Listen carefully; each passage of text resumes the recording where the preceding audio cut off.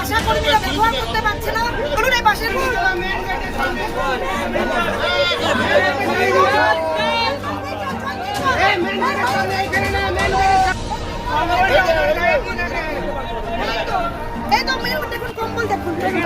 আসানসোল পৌরসভা 85 নম্বর ওয়ার্ডে refugee development কেন্দ্রের ভেতরে তৃণমূল দলীয় পতাকা উদ্ধার, মদ্যের খালি বোতল, টানের কম্বল।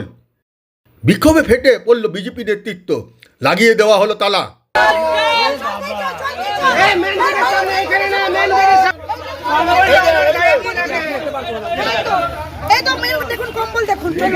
বিজেপি জেলা সভানেত্রী কাকলি ঘোষের অভিযোগ, রিফিউজি ডেভেলপমেন্ট অফিসে রাখা রয়েছে তৃণমূলের একাধিক দলীয় পতাকা। একটা রিফিউজি কলোনি ডেভেলপমেন্ট সেন্টার পরিস্থিতি দেখুন আপনি। একটা রুম যদি এই দাঁড়াও না, মুখটা বন্ধ করো। একটা রুম যদি পরিষ্কার না রাখতে পারে একটা ডেভেলপমেন্ট সেন্টার, স্যানিটাইজিং ডিপার্টমেন্ট, এরা কি করবে? এই তৃণমূলের ঝান্ডা কেন? এই ডেটলের সাবান পড়ে আছে কেন? এইগুলো পড়ে আছে কেন? আপনি আমাকে উত্তরটা দিন। বিজেপি জেলা সভানেত্রী কাকলি ঘোষের অভিযোগ, রিফিউজি ডেভেলপমেন্ট অফিসে রাখা রয়েছে তৃণমূলের একাধিক দলীয় পতাকা। পাশে প্রাথমিক স্বাস্থ্যকেন্দ্রের শৌচালয় থেকে উদ্ধার মদের বোতল ও টানের জন্য ব্যবহৃত কম্বল। ঘটনা সামনে আসতে চাঞ্চল্য ছড়িয়ে পড়ল এলাকায়। বিক্ষোভ দেখাতে থাকে বিজেপি কর্মীরা।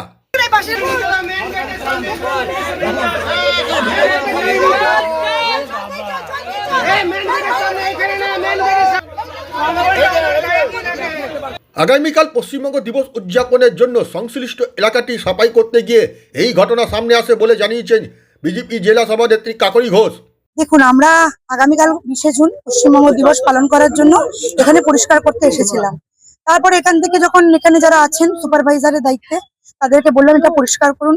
তো পরিষ্কার করতে গিয়ে রুমটা খোলা ছিল, রিফিউজি কলোনি যে ইনফ্রাস্ট্রাকচার ডেভেলপমেন্ট সেন্টার, ওটা খোলা ছিল। গিয়ে দেখছি ওখানে ভেতরে পুরো ডাস্টবিন গুলো পড়ে রয়েছে। তারপর আমরা বললাম যে আপনি তাহলে খুলুন, এখানে এত ডাস্টবিন পড়ে আছে।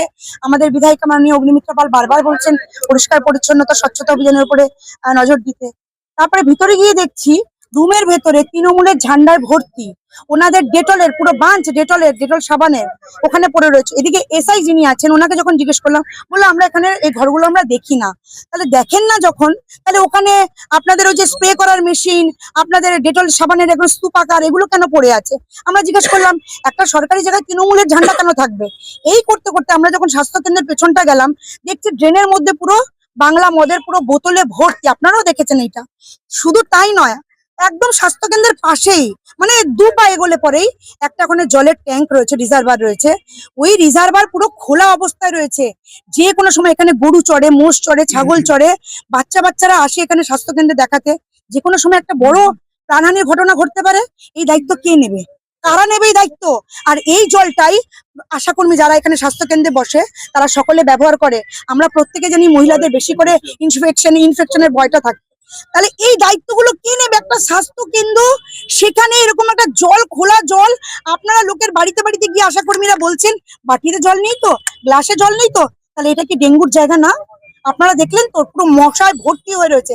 তাহলে এখানে আপনারা ডেঙ্গুকে জন্ম দিচ্ছেন, আর লোকের বাড়িতে গিয়ে আপনারা অবজার্ভ করছেন যে ডেঙ্গু হচ্ছে কিনা।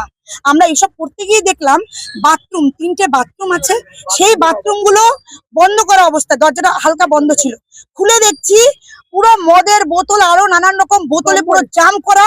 আর ওখানে খুলতে গিয়ে দেখলাম বড় বড় 3টে এরকম মানে কালো কম্বল যেগুলো নাকি ত্রাণের জন্য আসে, ওই কম্বল কেটে ওর মধ্যে যে দেখুন আপনাদেরকে দেখাবো, এই কম্বল, নতুন কম্বল গুলো ওর মধ্যে ভর্তি হয়ে পড়ে রয়েছে। আমরা নেনে সর্বসমক্ষে দেখালাম এই যে আপনাদের অবস্থা।